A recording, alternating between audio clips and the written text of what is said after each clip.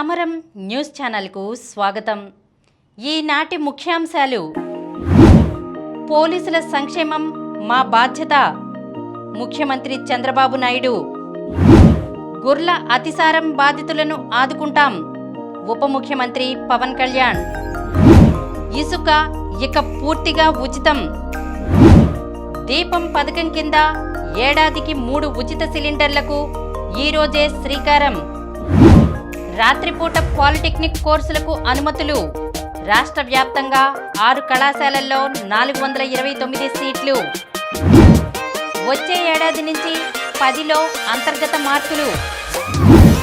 తండ్రి బాకీ తీర్చలేదని బెదిరించి బాలికపై ఘాతుకం. యువ గుండెకు మద్యం హాని. ఈరోజు వార్తలను చూద్దాం. పోలీసుల సంక్షేమం మా బాధ్యత, ముఖ్యమంత్రి చంద్రబాబు నాయుడు. రాష్ట్ర పోలీస్ సంక్షేమ నిధికి ఏటా 20 కోట్ల రూపాయల చొప్పున నిధులివ్వనున్నట్లు ముఖ్యమంత్రి చంద్రబాబు నాయుడు ప్రకటించారు. సంక్షేమ నిధికి 2014-19 మధ్య తాము 55 కోట్ల రూపాయలు ఇచ్చామని, గత 5 ఏళ్లలో వైకాపా ప్రభుత్వం ₹1 కేటాయించలేదని అన్నారు. పోలీసుల సరెండర్ లీవులు, జీపీఎఫ్, టీఏ బిల్లులు తదితరాలకు గత ప్రభుత్వం పెట్టిన 763 కోట్ల రూపాయల బకాయిలను దశలవారీగా చెల్లిస్తామని హామీ ఇచ్చారు. వైకాపా హయాంలో అర్ధంతరంగా నిలిపివేసిన 6100 పోలీస్ కానిస్టేబుల్ పోస్టుల నియామక ప్రక్రియను త్వరలోనే పూర్తి చేస్తామన్నారు. హైదరాబాద్లోని గోషామహల్ మైదానం తరహాలో అమరావతిలో పోలీస్ అమరవీరుల స్తూపం, స్మారక మైదానం నిర్మిస్తామని, వచ్చే ఏడాది నుంచి అక్కడే పోలీస్ అమరవీరుల సంస్మరణ కార్యక్రమం నిర్వహిస్తామని మాట ఇచ్చారు. విజయవాడలోని ఇందిరాగాంధీ మున్సిపల్ స్టేడియంలో సోమవారం జరిగిన పోలీస్ అమరవీరుల సంస్మరణ దినంలో చంద్రబాబు ముఖ్య అతిథిగా పాల్గొని నివాళులు అర్పించారు. రాష్ట్రం కోసం కేఎస్ వ్యాస్, పరదేశి నాయుడు, ఉమేష్ చంద్ర వంటి ఐపీఎస్ అధికారులతో పాటు ఎందరో పోలీసులు ప్రాణాలర్పించారని, వారి త్యాగం గొప్పదని కొనియాడారు. గుర్ల అతిసారం బాధితులను ఆదుకుంటాం, ఉప ముఖ్యమంత్రి పవన్ కళ్యాణ్. విజయనగరం జిల్లా గుర్ల గ్రామంలో అతిసారం కారణంగా పలువురు ఆసుపత్రుల పాలవడం బాధాకరం. ఇలాంటి ఘటనలు పునరావృతం కాకుండా చర్యలు తీసుకుంటాం. బాధిత కుటుంబాలకు కూటమి ప్రభుత్వం అన్ని విధాలుగా అండగా ఉంటుంది అని రాష్ట్ర ఉప ముఖ్యమంత్రి పవన్ కళ్యాణ్ భరోసా ఇచ్చారు. సోమవారం ఆయన జిల్లాలో పర్యటించారు. గొర్లతో పాటు దాదాపు 40 గ్రామాలకు తాగునీరందిస్తున్న పంప్ హౌస్ను ముందుగా పరిశీలించారు. శుద్ధి చేసిన జలాన్నే అందించాలని అధికారులకు స్పష్టం చేశారు. అనంతరం గొర్లలోని సిహెచ్సికి వెళ్లి బాధితులతో మాట్లాడారు.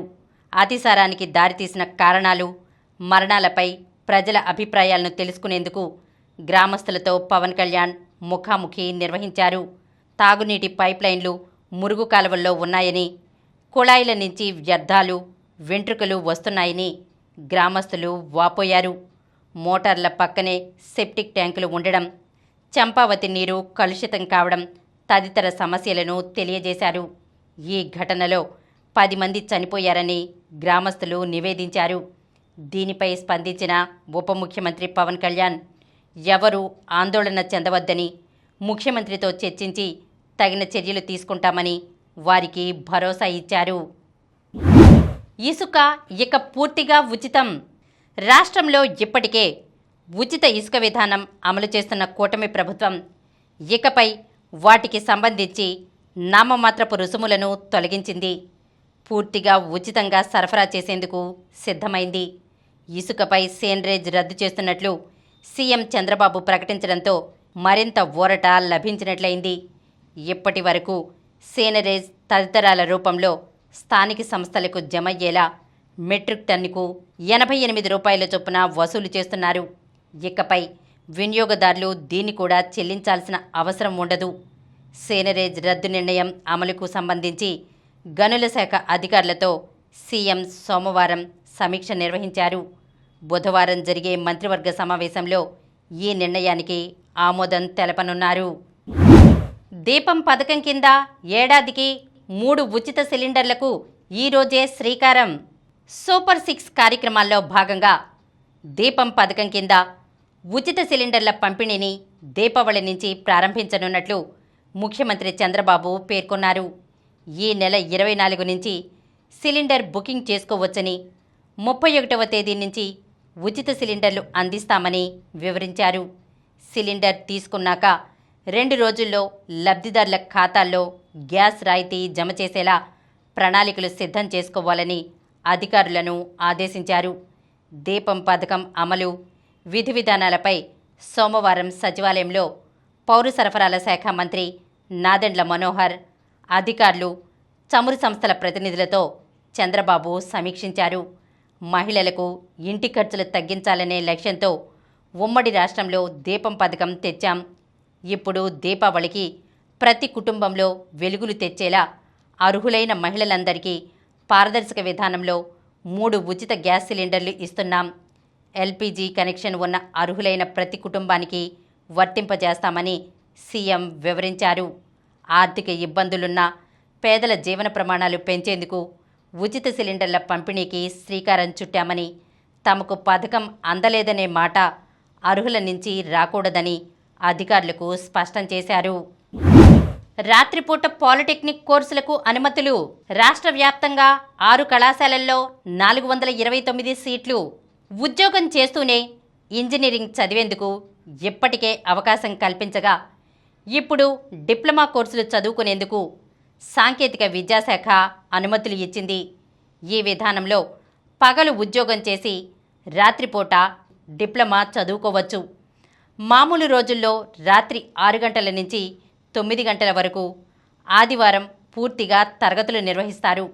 డిప్లొమా చదువుకోవాలనే ఆసక్తి ఉన్నా వివిధ కారణాలతో చదువుకోలేకపోయిన వారు 10 ఐటీఐలతో చదువు ఆపేసి ఉద్యోగం చేస్తున్న వారికి ఈ కళాశాలలు ఉపయోగకరంగా ఉంటాయి. డిప్లొమా, ఆ తర్వాత బీటెక్ చదివితే ఉన్నత హోదాకు వెళ్లేందుకు అవకాశం ఏర్పడుతుంది. పని అనుభవానికి విద్యార్హతలు తోడవడంతో ఆయా కంపెనీల్లో ఎదిగేందుకు అవకాశాలు లభిస్తాయి. రాష్ట్ర వ్యాప్తంగా 6 కళాశాలల్లో 9 బ్రాంచీలు అందుబాటులో ఉన్నాయి. ఒక్కో కోర్సులో 30 సీట్ల చొప్పున 390 ఉండగా, వీటికి అదనంగా ఈడబ్ల్యూఎస్ కోటా 3 సీట్లు ఉంటాయి. మొత్తంగా 429 సీట్లు అందుబాటులో ఉన్నాయి. మామూలుగా డిప్లొమా 3 ఏళ్లు కాగా, ఈ విధానంలో 2 ఏళ్లు 2.5 ఏళ్ల కోర్సులు అందుబాటులోకి తీసుకొచ్చారు. ఈ నెల 26వ తేదీ సాయంత్రం 5 గంటలలోపు దరఖాస్తులు సమర్పించాల్సి ఉంటుంది. వచ్చే ఏడాది నుంచి 10లో అంతర్గత మార్కులు. వచ్చే విద్యా సంవత్సరం నుంచి 10వ తరగతిలోనూ అంతర్గత మార్కుల విధానాన్ని ప్రవేశపెట్టాలని పాఠశాల విద్యాశాఖ భావిస్తోంది. సిలబస్ మార్పు చేసినందున పరీక్షా విధానంలోనూ మార్పులు తీసుకువచ్చేందుకు కసరత్తు చేస్తోంది. ప్రస్తుతం ప్రభుత్వ, ప్రైవేట్లోని అన్ని పాఠశాలలకు జాతీయ విద్యా పరిశోధన శిక్షణా మండలి సిలబస్నే అమలు చేస్తున్నారు. విద్యార్థులు ఎన్సీఈఆర్టీ సిలబస్ చదువుతూనే రాష్ట్ర బోర్డు పరీక్షలు రాస్తున్నారు. అయితే సిబిఎస్ఈ విధానంలో అంతర్గత మార్కుల విధానం ఉంది. గతంలో నిరంతర సమగ్ర మూల్యాంకనం విధానంలో అంతర్గత మార్కులు ఉండగా 2019లో వీటిని రద్దు చేశారు. అంతర్గత మార్కుల విషయంలో ప్రభుత్వ బడులు నిబంధనలు పాటిస్తున్నా ప్రైవేట్ పాఠశాలలు ఇష్టారాజ్యంగా మార్కులు వేసుకుంటున్నాయని ఫిర్యాదులు రావడంతో ఆ విధానాన్ని రద్దు చేశారు. ఇప్పుడు 2025-26 విద్యా సంవత్సరం నుంచి 10లో రాత పరీక్షకు 80 మార్కులు, అంతర్గతంగా 20 మార్కులు ఇచ్చేందుకు అధికారులు కసరత్తు చేపట్టారు. పాఠశాలలు ఇష్టారాజ్యంగా మార్కులు వేసుకోకుండా పగడ్బందీ విధానాన్ని తీసుకువచ్చేలా ఆలోచన చేస్తున్నారు. తండ్రి బాకీ తీర్చలేదని బెదిరించి బాలికపై ఘాతుకం. తన బాకీ తీర్చలేని ఓ వ్యక్తి నిస్సహాయతను గుర్తించిన యువకుడు ఆయన కుమార్తెపై అత్యాచారానికి పాల్పడిన ఘటన బెంగుళూరులో చోటు చేసుకుంది. వడ్డీ వ్యాపారం చేసే రవికుమార్ అనే యువకుడి నుంచి బాలిక తండ్రి 70,000 రూపాయలు అప్పు చేశాడు. ఆ అప్పు, వడ్డీ కోసమంటూ రవి తరచూ బాలిక ఒంటరిగా ఉన్న సమయంలో వారి ఇంటికి వెళ్ళేవాడు. బాకీ పూర్తిగా ఇవ్వకపోతే నాన్నపై కేసు పెట్టి జైలులో పడేయిస్తానని బెదిరించేవాడు. అలా ఓ రోజు లైంగిక దాడికి తెగించాడు. దానిని సెల్ ఫోన్లో రికార్డ్ చేసుకుని ఎవరికైనా చెబితే ఈ వీడియో బయటపెడతానని బెదిరించాడు. తర్వాత ఆమెను భయపెట్టి పలుమార్లు లైంగిక దాడికి పాల్పడ్డాడు. ఇక బాలిక ఆ వేధింపులు భరించలేకపోవడంతో ధైర్యం చేసి విషయాన్నంతటినీ తండ్రికి సోమవారం చెప్పేసింది. ఆయన వెంటనే పోలీసులను ఆశ్రయించడంతో వారు బాలికను వైద్య పరీక్షలకు పంపి నిందితుణ్ణి అరెస్ట్ చేశారు. యువ గుండెకు మద్యం హాని. విందులు వినోదాల పేరుతో యువత అతిగా మద్యం తాగటం వల్ల గుండె వేగం పెరుగుతున్నట్లు, సమస్యగా గుర్తించేంత స్థాయిలో గుండె లయ అస్తవ్యస్తం అవుతున్నట్లు LMU యూనివర్సిటీ అధ్యయనం హెచ్చరిస్తోంది. ఇంతకు ముందు గుండె సమస్యలేవీ లేనివారిలోనూ ఇలాంటి ధోరణి కనిపిస్తుండడం ఆందోళనకరం. మద్యం తాగితే శ్వాసలో దాని ఆనవాళ్లు కనిపిస్తుంటాయి. బ్రెత్ అనలైజర్ పరికరంతో రక్తంలో ఎంత మద్యం ఉందనేది బయటపడుతుంది. దీని ఆధారంగానే తాజా అధ్యయనం నిర్వహించారు. గుండె జబ్బులు లేని యువతీ యువకులను ఎంచుకుని శ్వాసలో మద్యం మోతాదులు కనీసం ప్రతి కిలోకు 1.2 గ్రాములకు చేరుకునేలా స్వచ్ఛందంగా మద్యం తాగమని సూచించారు. ప్రతి గంటకు శ్వాస పరీక్ష చేశారు. అలాగే చేతికి హోల్డర్ పరికరాన్ని అమర్చి గుండె వేగాన్ని పరిశీలించారు. ఇతరత్రా అన్ని విధాలుగా ఆరోగ్యంగా ఉన్నప్పటికీ అతిగా మద్యం తాగిన ప్రతి 5గురిలో ఒకరిలో సమస్యగా నిర్ధారించేంత స్థాయిలో గుండెలయ దెబ్బతినడం గమనార్హం. ఇప్పుడు కొన్ని సంక్షిప్త వార్తలను చూద్దాం. సెమీఫైనల్లో భారత్ UAEపై ఘన విజయం. T20 వర్ధమాన జట్ల ఆసియా కప్. వరుసగా రెండో విజయంతో T20 వర్ధమాన జట్ల ఆసియా కప్లో భారత్ సెమీఫైనల్కు దూసుకెళ్లింది. అన్ని విభాగాల్లోనూ సంపూర్ణ ఆధిపత్యాన్ని ప్రదర్శించిన ఆ జట్టు సోమవారం ఏకపక్షంగా సాగిన గ్రూప్ బి మ్యాచ్లో 7 వికెట్ల తేడాతో UAEని చిత్తుగా ఓడించింది. టాస్ గెలిచి బ్యాటింగ్ ఎంచుకున్న UAE భారత బౌలర్ల దాటికి తేలిపోయింది. దీపికకు రజతం. ప్రపంచ కప్ ఆర్చరీ కప్ ఫైనల్లో భారత స్టార్ ఆర్చర్ దీపిక కుమారి సత్తా చాటింది. మహిళల రికర్వ్ సింగిల్స్లో ఆమె రజతంతో మెరిసింది. పుణెరి జోరు. ప్రో కబడ్డీ లీగ్ సీజన్ 11లో పుణెరి పల్టాన్ జోరు కొనసాగించింది. సోమవారం గచ్చిబౌలి స్టేడియంలో జరిగిన మ్యాచ్లో 40-25తో పట్నా పైరేట్స్ను ఓడించింది. భారత్ జట్టులో నితీష్, రికీ. ఆంధ్ర యువ క్రికెటర్లు నితీష్ కుమార్ రెడ్డి, రికీ భుయ్ ఆస్ట్రేలియాలో పర్యటించే భారత్ జట్టులో చోటు దక్కించుకున్నారు. ICC ప్రపంచ కప్ జట్టులో హర్మన్. మహిళల T20 ప్రపంచ కప్లో ప్రదర్శన ఆధారంగా ICC ప్రకటించిన జట్టులో భారత కెప్టెన్ హర్మన్ ప్రీత్ కౌర్ చోటు దక్కించుకుంది. మరిన్ని వార్తా విశేషాలతో రేపటి సమరం న్యూస్ ఛానల్లో మళ్ళీ కలుద్దాం.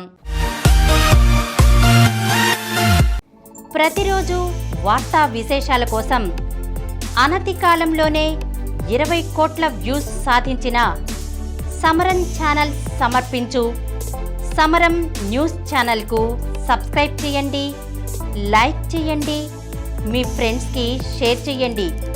అలాగే ప్రక్కనున్న గంట సింబల్ని ప్రెస్ చేయడం మర్చిపోకండి.